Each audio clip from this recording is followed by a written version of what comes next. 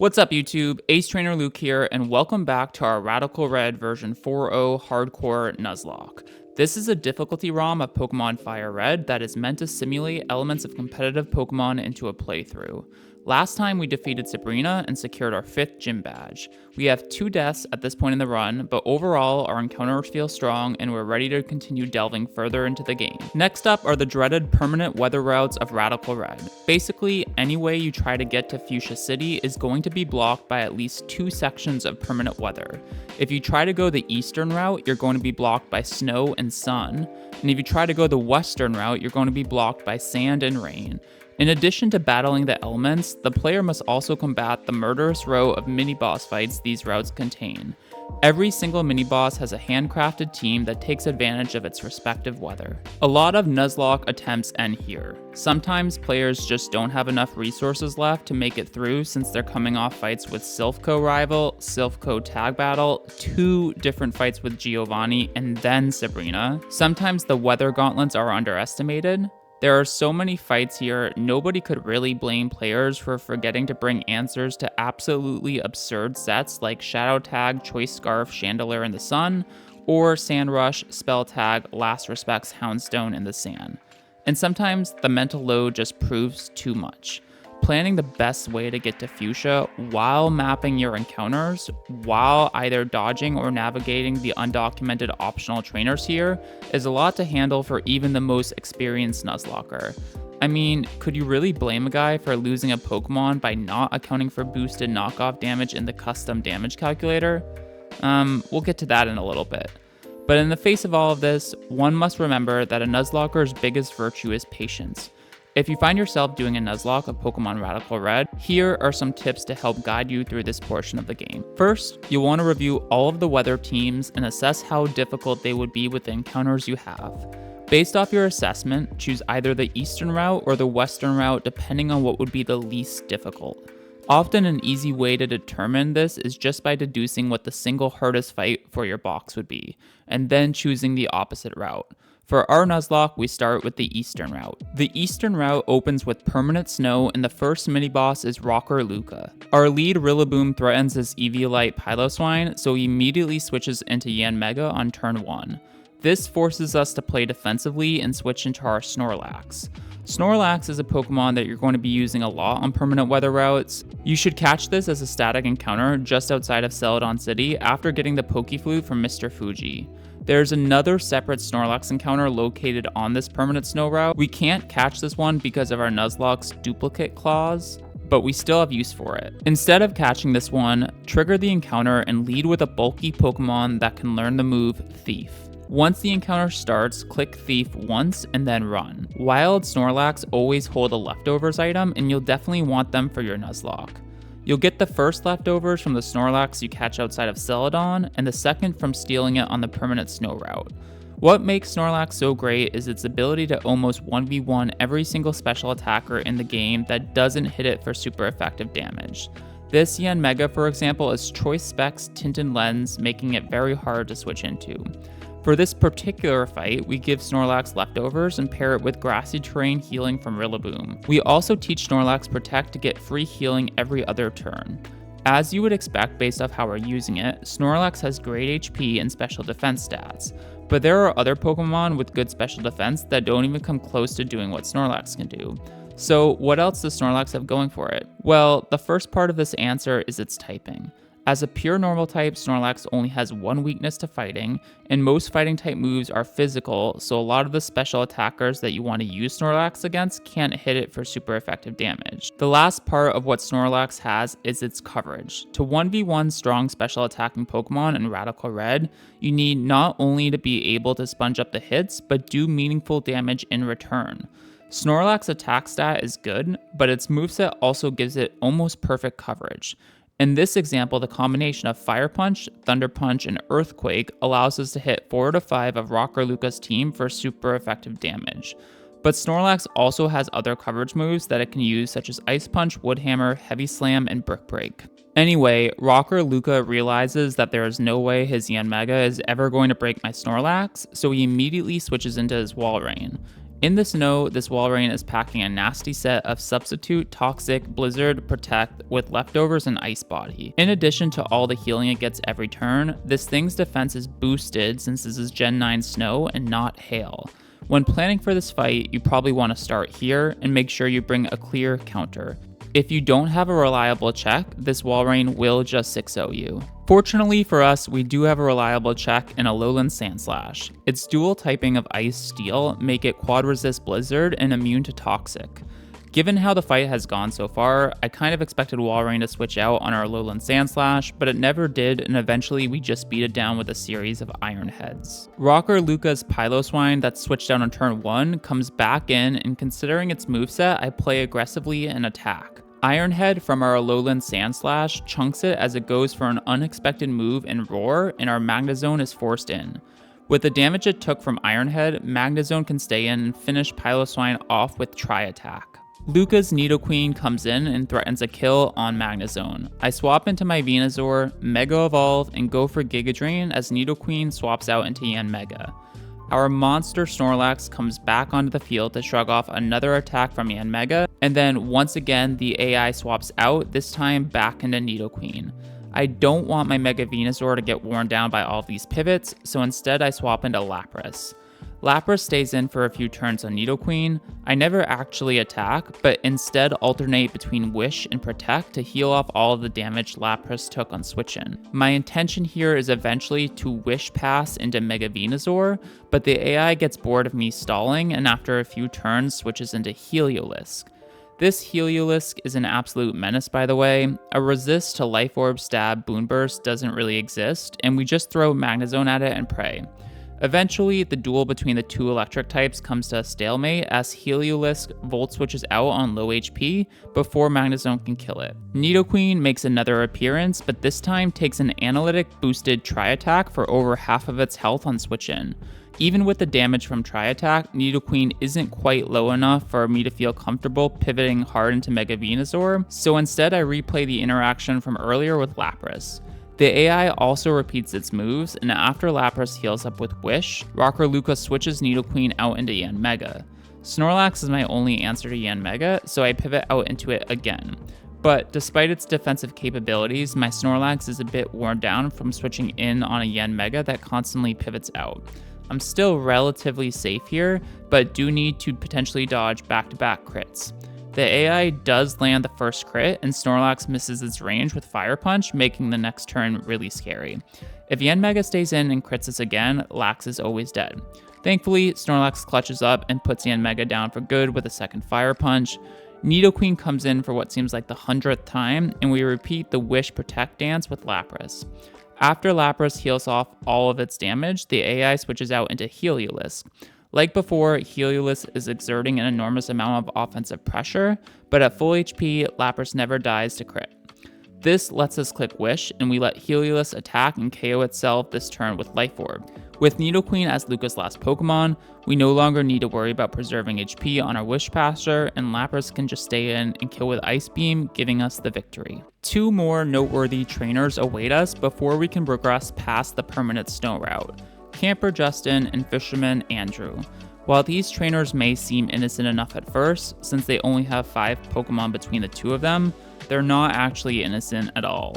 Radical Red forces the player to complete these fights back to back, making it a mini gauntlet of sorts. Your preparation needs to be really solid here because the order in which you fight the trainers is random. Sometimes you have to fight Justin first, and sometimes you have to fight Andrew first. For us, Camper Justin triggers first, and he sends out his lead, Choice Scarf, Gorilla Tactics, Galarian, Darmanitan. Our lead Gengar has a bad matchup here, but we need to lead Gengar since Fisherman Andrew will trigger immediately after the fight ends, and Gengar is a must lead for that fight. Gengar protects to scout for which move Galarian Darmanitan wants to lock into, and we confirm Flare Blitz. Seeing Flare Blitz, we pivot into Thick Fat Leftovers Azumarill to absorb the hit. Galarian Darmanitan wants no part of Azumarill, and Justin pivots into his Assault Vest Iron Fist Conkeldurr. Venusaur can come in, Mega Evolve, and then 1v1 Conkeldurr by just spamming Giga Drain. The AI sends in its Swords Dance, Slush Rush, Alolan Sandslash, but even after 3 Swords Dances, Alolan Sandslash can never outdamage my Fur Coat Walrein in the snow. After a few turns, Walrein kills Alolan Sandslash with Flip Turn, and we pivot into Staraptor to try and bait Icicle Crash from the Galarian Darmanitan that is in the back. Staraptor protects as Galarian Darmanitan does lock into Icicle Crash. At this point, we can just pivot back into Walrein and spam Scald to win. After beating Justin, the battle with Fisherman Andrew triggers, and normally this fight is pretty scary. If you let the Frostlass get screens up, suddenly the Slush Rush Arctozolt in the back becomes pretty bulky, and it can dish out some serious damage. Mega Gengar is maybe the only Pokemon that you have that makes this fight free, as it can outspeed and OHKO the Frostlass, and then outspeed and 2-hit KO the Arctozolt. After the back-to-back, you cross a bridge that leads you to the Permanent Sun section. The first trainer of this section is Birdkeeper Sebastian, who is packing a Mega Charizard X. Up until this point, Radical Red has reserved enemy Mega Evolutions to just boss level fights such as gym leaders and rivals. But now even standard mini-boss fights are liable to have Mega Evolutions. Sebastian leads with a Toxic Orb Poison Heal Gliscor, which can be really scary. Thankfully, Alolan Ninetales is a great lead for this fight, as it can outspeed an OHKO Gliscor and claim Weather Control so that we don't have to fight Sebastian in the sun. Mega Charizard X comes in and wants to get up to Dragon Dance Flare Blitz shenanigans, but once again, Walrein proves to be a physical wall in the snow and out-damages it by spamming Blizzard. Serene Grace Togekiss comes in, and we pivot into Garganacl to hard wall it. Togekiss realizes fighting Garganacl is a lost cause and pivots out into Tropius. Unfortunately for Birdkeeper Sebastian, this is now checkmate, as Alolan Ninetales can come back out to kill Tropius, and then with just Togekiss left, Garganacl can pivot back in to clean up. Next up in the Permanent Sun section is Picnicker Susie. Like Birdkeeper Sebastian, she's packing her own Mega Evolution and Mega Alcremie. Mega Alcremie isn't actually a real Pokemon, but in Radical Red, most Pokemon who had Gmax forms from the Galar region were given custom Mega Evolutions to try and emulate their Gmax form. Susie's lead, Chlorophyll, Life Orb, Shiftry is absolutely terrifying.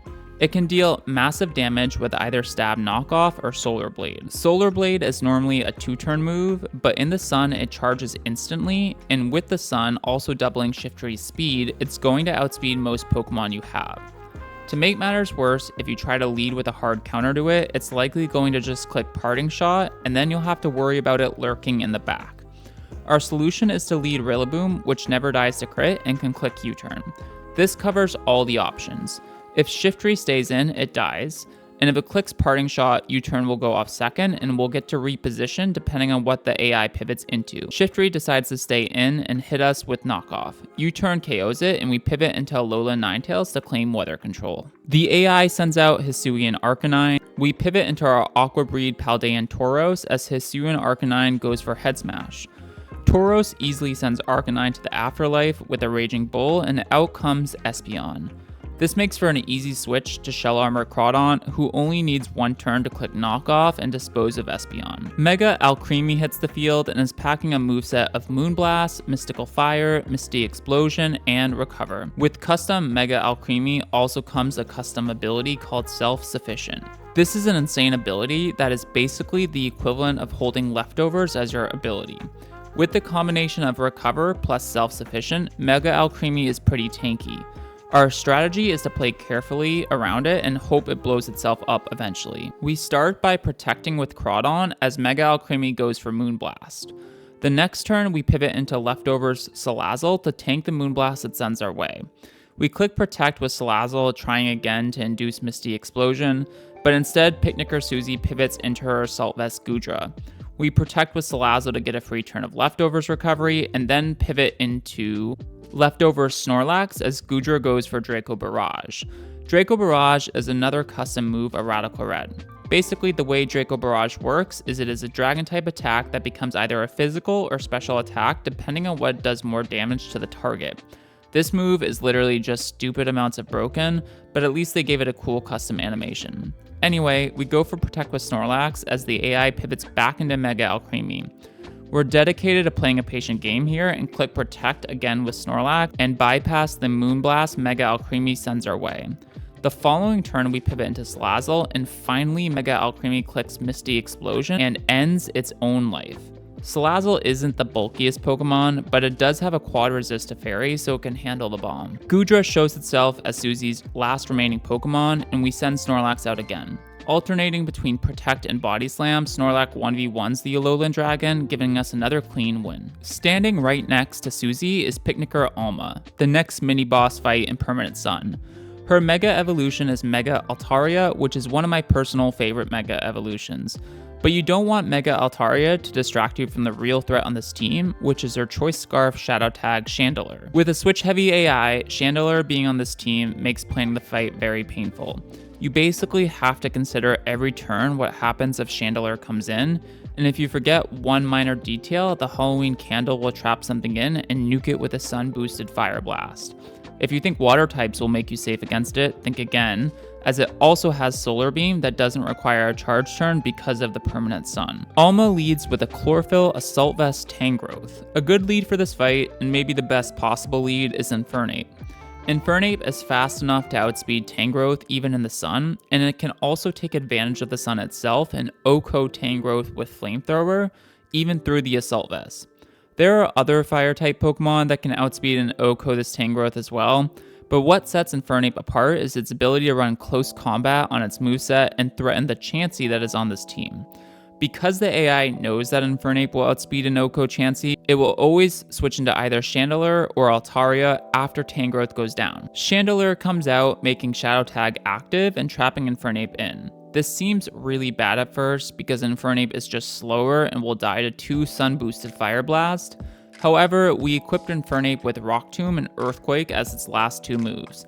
This is crucial because the combination of Rock Tomb into Earthquake is enough to kill Chandelure, and Infernape will be faster after 1 turn because of the speed drop from Rock Tomb.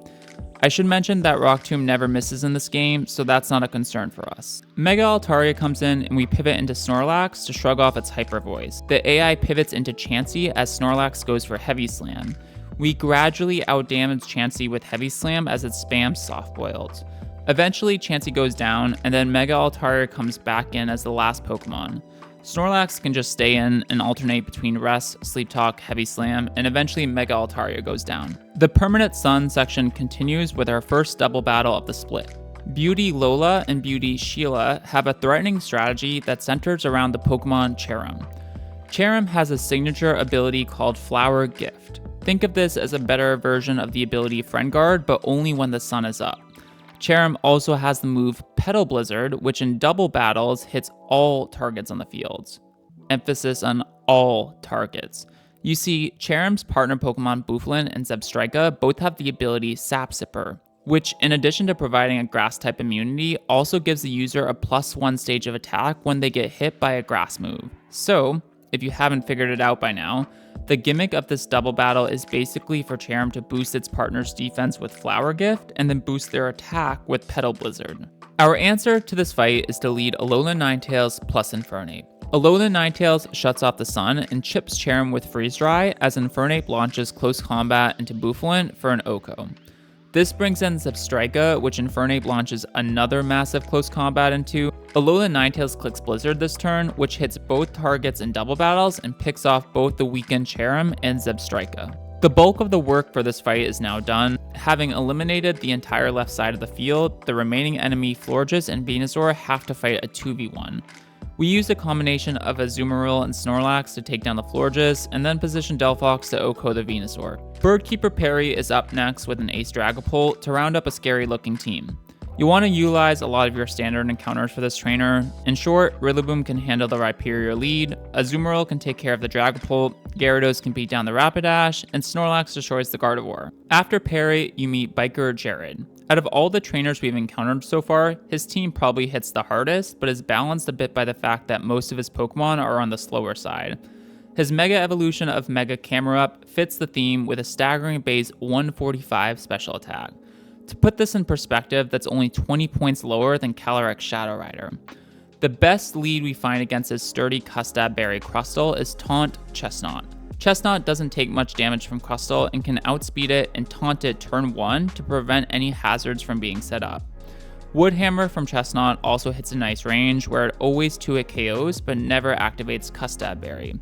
Unfortunately, things get a bit complicated on the third turn when Crustle switches out into Levany. Staraptor 1v1s Levany, but is left on low HP, making us potentially vulnerable to Crustle later. Thankfully, Camerupt comes out instead of Crustle, giving us a free pivot into Snorlax. Even Mega Evolved, Camerupt knows it can't break Snorlax and pivots into Mamoswine. This fight could have been a lot scarier if the AI had changed the order it sent out its Pokemon in. But as is, we managed to set up a winning position with Aqua Breed, Paldean, Tauros by picking up back-to-back close combat kills on Mamoswine and then Crustle. This just leaves the Mega Camerupt in the back, and Snorlax cleans it up with 2 Earthquakes. At long last, we come to the last trainer of the Permanent Sun section, Birdkeeper Robert. As has been a theme in this section, Alolan Ninetales is great for this fight. You can lead it with safety goggles to shut down the sun and take care of the Focus Sash Executor lead. This brings in Jolteon, which Camerupt can switch into relatively freely, and Oko with Earthquake.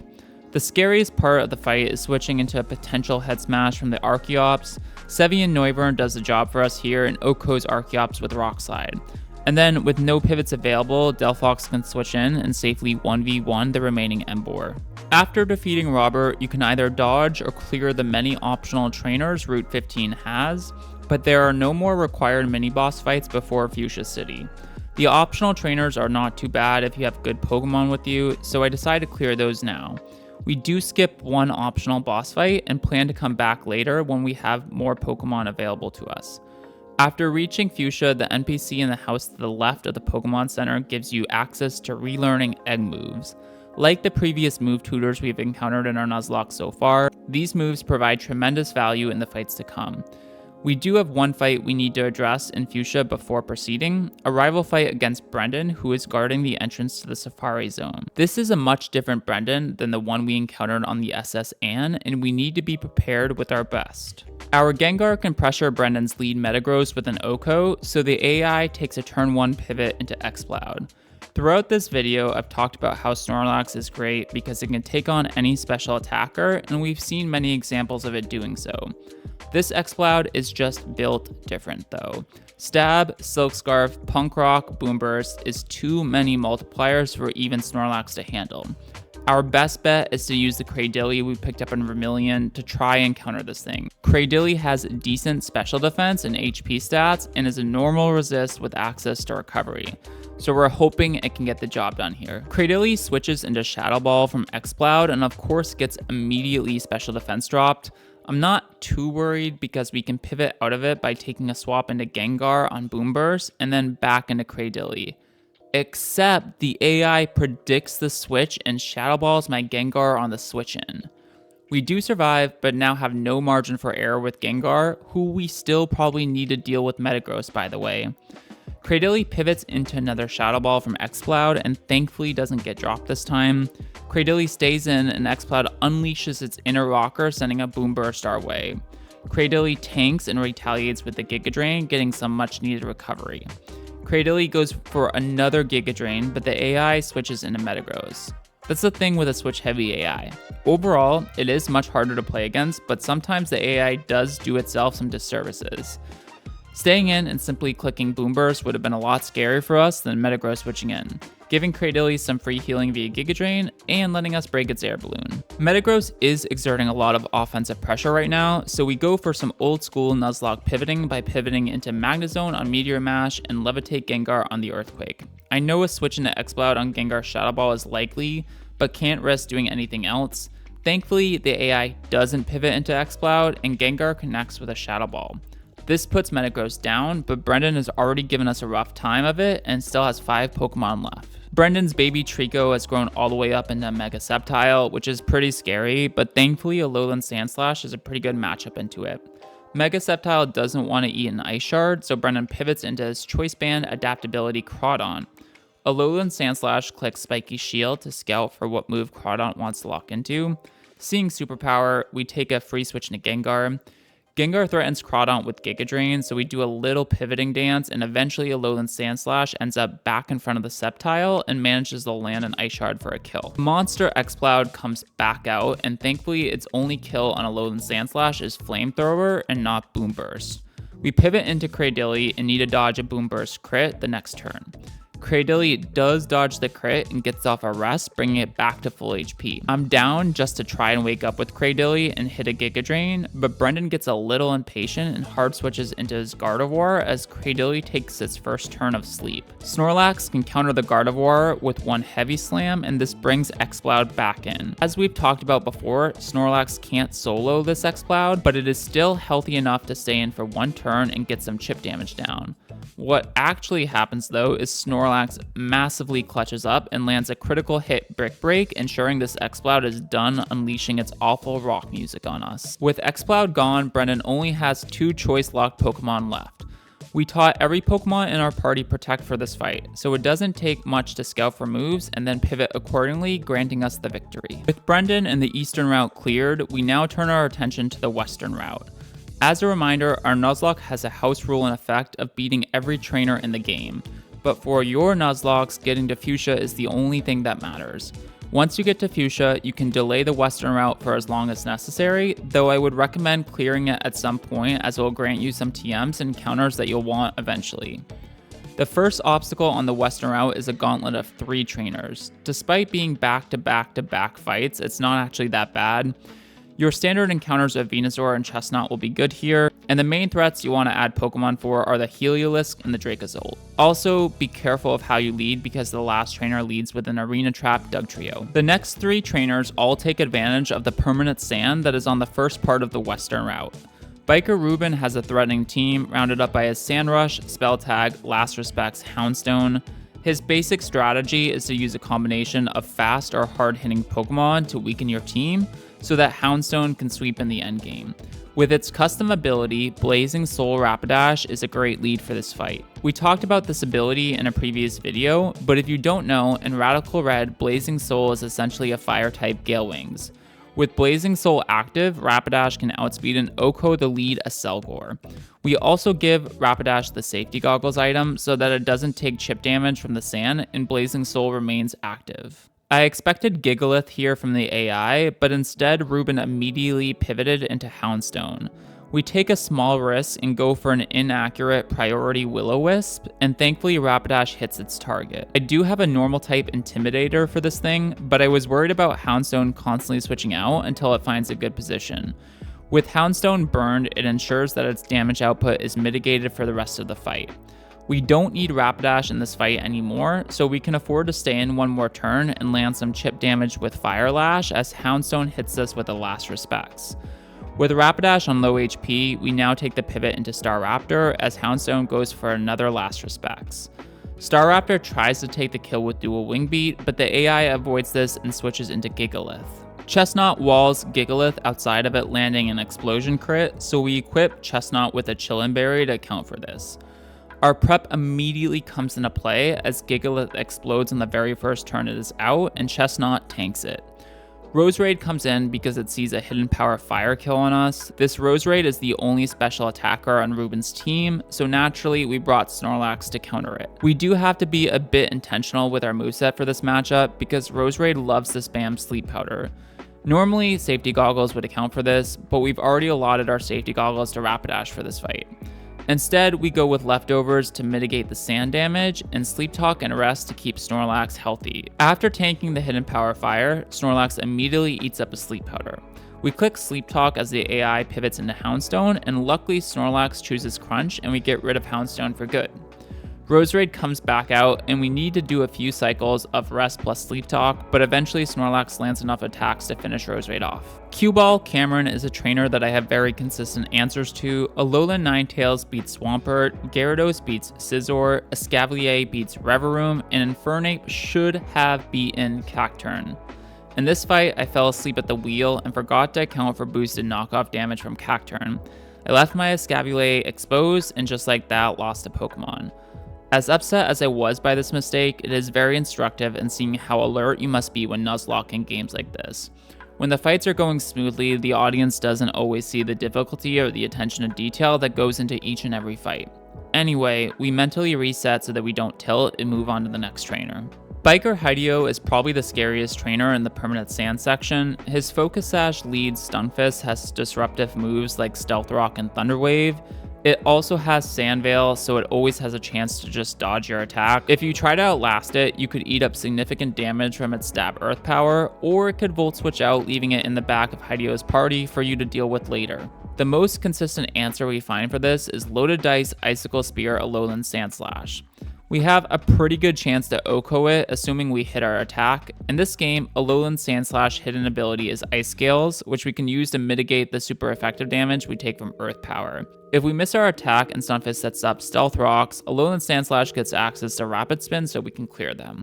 Turn 1 goes perfectly as Alolan Sandslash hits his attack and secures the range, eliminating the Stunfisk. Sandrust Dracovish comes in and wants to fire off an extremely powerful Vicious Wren, but we can take this opportunity to pivot into Alolan Ninetales to grab weather control for the rest of the fight. With Gen 9 Snow in this game, Alolan Ninetales gets a defense boost, allowing it to always survive a critical hit from Mystic Water boosted Vicious Wren. Alolan Ninetales aims at Dracovish with a quad effective freeze dry and lands an OHKO. Life Orb, Protean, Greninja comes out, but luckily Tentacruel resists every single one of its attacks and can outlast it using a combination of Giga Drain and Scald. Mega Beedrill comes out, which we were going to counter with a Scavalier, but instead Crustle does its best as Scavalier impersonation to 1v1 the Angry Hornet. This just leaves the level 1 Aaron in the back, which is using a classic Pokemon strategy known as FEAR. Generally speaking, this stands for Focus Sash Endeavor Quick Attack, which is a gimmick that in theory can be used to 1v1 any Pokemon regardless of levels. Aaron's version of the strategy is Sturdy plus Endeavor plus the residual sand damage. However, since Alolan Ninetales cleared the weather earlier, this thing isn't a threat at all, and we send Aaron back to Route 1 where it belongs. And at long last, we've come to the last section of the permanent weather routes, the permanent rain section. The rain section kind of has this thing where the fights gradually get harder as you progress. For example, the first trainer, Biker William, doesn't pose us any problems at all. Incineroar can fake out to break Magnezone's Sturdy and then kill with Earthquake. Yachi Berry can't save Salamence from dying to an Alolan Ninetales Blizzard. Starmie can't break through our Snorlax, and Whiscash always loses to Sceptile. The next trainer, Birdkeeper Jacob, is much the same, with the only difference being he likes to pivot around a lot more. Bulky Pokemon with electric type coverage can handle Cramorant and Mantine. Incineroar is a good check to Decidueye, and Snorlax can be called on once again to 1v1 Nidoqueen. Dragon Tamer Ramiro is one of the scariest fights in the game. I know this might seem like an exaggeration considering the stark contrast to the last two fights we completed, but it's not. Most of the difficulty of this fight comes from being a double battle, how well the Pokemon complement each other, and the perfect balance between supporting moves and moves that rip holes through your team. For example, the lead Pikachu has Electro Web and Focus Sash to lower the speed of your team. If you kill it after your speed is lowered, you might be slower than the Liquid Voice Mega Lapras in the back that is going to take names with Stab, Boom Burst in their reign. Luckily for me, and all of you other Nuzlockers that may have aspirations to complete this game, I have the perfect strategy to counter this fight every time. Skip it. That's right, don't bother. I spent so many hours trying to come up with a strategy that would work for this fight, and when I thought I had one and was brave enough to take on Ramiro, it turns out my strategy wasn't good and should not have held up. Through calculated risk and some good luck, I did manage to complete this fight deathless, but not only did I risk my Rillaboom multiple times during this fight, I also easily could have wiped. This fight is located in the perfect section to skip. When you go through the western route, turn around when you get to this trainer. Once you've completed the eastern route, you can work your way up the western route backwards to get to the encounter that this trainer is blocking. So, long story short, not only will this trainer make you lose sleep if you try to prepare for him, but you also don't gain anything out of it. If you have a good strategy for this trainer though, I would love to hear it in the comments below. And at long last, we come to the very last trainer out of all the permanent weather routes, Ace Trainer Wilton. Despite technically being the grand finale, this trainer is actually no problem. With our box, Alolan Ninetales beats the Focus Sash Dragapult with Blizzard into Ice Shard, Kilowattrel can't outdamage Magnezone, Sevian Noivern is a check to the Mega Pinscher, and our buddy Snorlax comes out to do its thing against Omastar. The only real thing to be mindful of here is letting the Omastar set up with Shell Smash in the rain. If you play around that, solid answers into everything else should get you through this fight. The permanent weather routes of Radical Red may be difficult, but with proper planning and foresight, they should be manageable.